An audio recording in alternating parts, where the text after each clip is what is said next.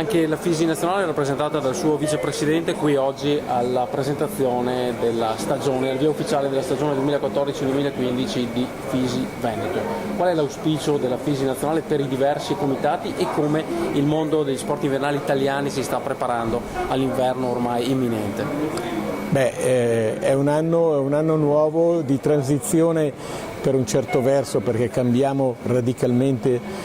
alcune cose in Fisi, soprattutto nelle gestioni sportive di alto livello, e di conseguenza tutto questo va a essere una conseguenza anche per tutti i comitati regionali e provinciali. L'auspicio è